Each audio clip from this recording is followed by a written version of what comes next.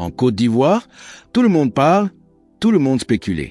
Mais les faits vont bientôt parler d'eux-mêmes. Les élections législatives de 2025 approchent et elles pourraient bien mettre fin à tous les débats qui pèsent vraiment sur le terrain. Le RHDP, l'opposition, les indépendants. Dans cette vidéo, on va analyser les signaux, les chiffres et les réalités du terrain politique ivoirien. Like cette vidéo, abonne-toi et active la cloche, car ici on décrypte la politique sans fil. 2000. Le président Laurent Gbagbo lui-même dit avoir élu dans des conditions calamiteuses, au-delà des pertes en vies humaines. Les 37% de taux de participation les plus bas de l'histoire de la Côte d'Ivoire ne font que souligner le caractère calamiteux. L'élection des députés à l'Assemblée nationale montre qu'il ne se dégage pas une majorité réelle du FPI, contrariée par celle du PDCI-RDA, dont les candidats n'ont pas pu se prononcer. Par la suite, il y a eu les élections locales. Le RDR plafonne. Les éléments concrets démontrent réellement que le taux de participation bas était donc une action des militants de l'opposition d'alors pour dire non à cette mascarade. Mais alors, aujourd'hui, il y a donc la possibilité de pouvoir prouver aux uns aux autres que l'élection d'octobre 2025 est une élection qui était plutôt boudée par les Ivoiriens. Et là, cette opposition devra réaliser un score tout à fait mémorable afin de contrarier l'hégémonie du RHDP. Il ne va pas falloir se trouver des excuses. Il ne va pas falloir se trouver des excuses. Si vous y allez pour gagner. Et ça prouverait que, oui, vous avez boudé cette élection de président. Et on va sortir de la fameuse spéculation. C'est que quelques semaines, on va voir réellement qui pèse ou qui ne pèse pas, qui est dans la vérité ou qui est dans le mensonge. Merci Landry. Yassine Nobou. Moi, je voudrais déjà partir de l'observation de ce que, en Afrique généralement, les élections du président de la République réjaillissent d'une certaine façon sur les législatives. Au-delà des Afriques même.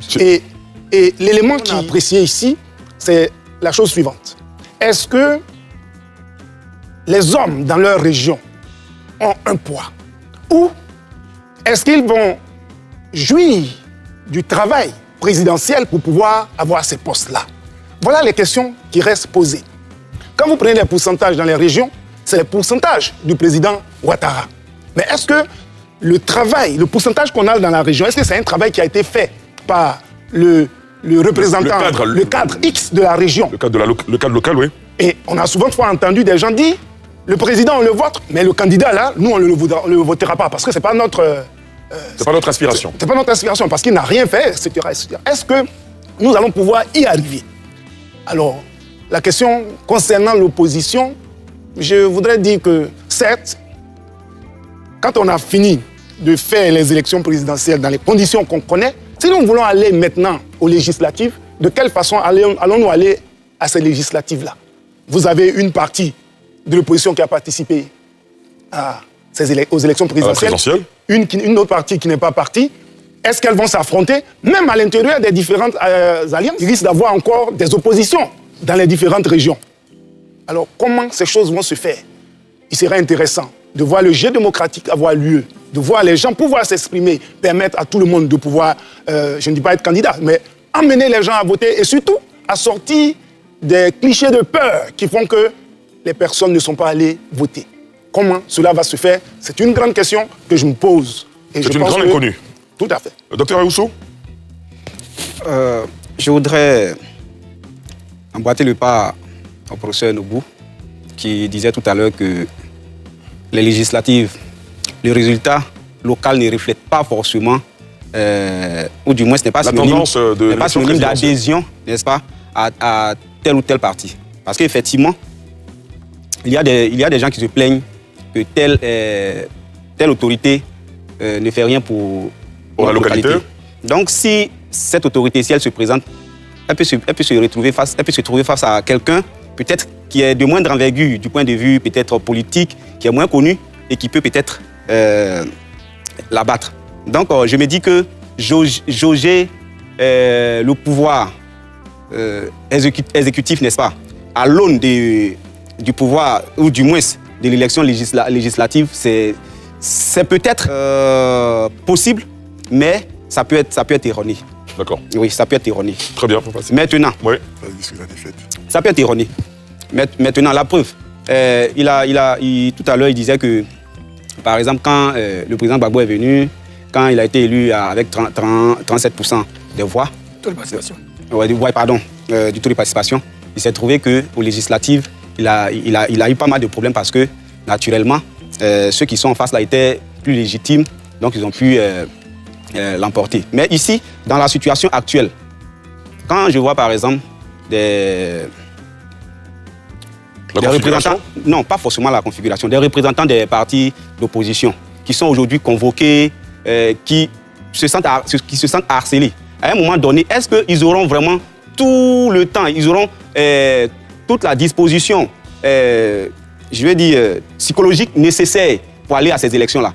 Non, moi je me dis qu'après l'élection présidentielle, on devrait quand même essayer de travailler à l'apaisement de la situation et aider ceux qui se sont sentis peut-être frustrés ou des gens qui se sont sentis blessés, ceux qui se sont sentis écartés, ceux qui se sont sentis, ceux qui aujourd'hui sont réticents parce que voilà, ayant une mauvaise expérience des élections en Côte d'Ivoire, on devrait quand même travailler à l'avènement d'un climat apaisé avant de pouvoir engager cette élection-là. Comme ça pourrait certainement refléter, et là même, ce n'est pas dans l'absolu, hein, ça pourrait peut-être refléter dans une certaine mesure ce qu'on pourrait qualifier disons, de la domination, ou du moins de l'absence de domination de tel ou tel parti.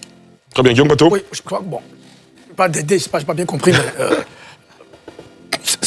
c'est la tradition. Après l'élection présidentielle, on passe à l'élection législative. Ça a toujours été comme ça. En 1995, on n'a pas eu de progressif. Juste après, il y a eu des élections législatives. En 2000, malgré le contexte, après l'arrivée du président Gbagbo au pouvoir, dans les conditions qu'on connaît, il y a eu des élections législatives en décembre. C'est la même chose. Donc, il n'y a pas d'aide à envoyer. Bon, on n'est pas dans un centre social. Voilà. Celui qui est candidat, il vient et on va aux élections. Moi, pour répondre un peu aux questions que se pose mon ami et frère Nobou, ce que je peux lui dire, c'est que il n'y aura pas de miracle. Il n'y aura pas de miracle. L'opposition radicale, en s'entend, ne va pas s'entendre. Comme c'est passé en 2021. En 2021, à la sortie de la décision civile, le PPACI et le PDC qui sont dans le fixer les locomotives, ils ont écarté les autres. C'est le même scénario qui va se présenter. Encore que là, avec les remous, parce qu'avant qu'on arrive sur ce plateau, on a annoncé le changement au niveau de la direction, changement important au niveau de la direction du PDC-NDA. Le secrétaire exécutif a été remplacé par quelqu'un d'autre, et moi a été remplacé par Kalissi Yapo. Bon, le PDC est dans une sorte de tourmente aujourd'hui. Le président Gbagbo a annoncé déjà son départ de la direction du PPACI au prochain congrès, ce qui dénote de mouvements importants dans le PPACI. Au prochain congrès. Au prochain congrès, mais écoutez, à partir du moment où le président annonce son retrait, chacun va affûter ses armes. Donc, moi je m'attends à un miracle. Ils vont aller, malgré les incohérences que relève Landry et la justice, il faut quand même se réjouir qu'ils jouent le jeu démocratique. Ils vont aller en rang dispersé, ils vont se faire laminer, et puis bon, ils vont crier encore au loup, et puis la Côte d'Ivoire va continuer. Donc moi je dis, il ne faut pas s'attendre à un miracle.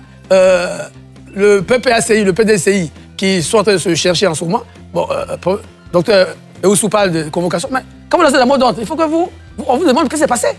Ça ne veut pas dire qu'ils vont être arrêtés. On les convoque pour qu'ils s'expliquent, pour qu'on comprenne bien ce qu'ils voulaient faire, qu'est-ce qui s'est passé. Voilà. Ça, c'est le fonctionnement normal de l'État, de la République. Mais il ne faut pas s'attendre à des miracles. Moi, je pense plutôt que l'opposition va régresser. Le PDCI s'en est sorti avec 78 députés. 64, ok, en 2021.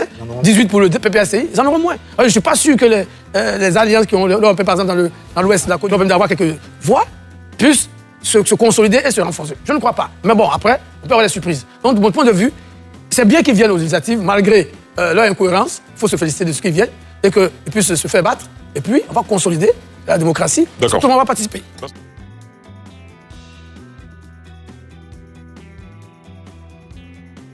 Et voilà, les législatives seront peut-être le vrai miroir de la Côte d'Ivoire politique. Dis-moi en commentaire, penses-tu que l'opposition peut créer la surprise ou le RHDP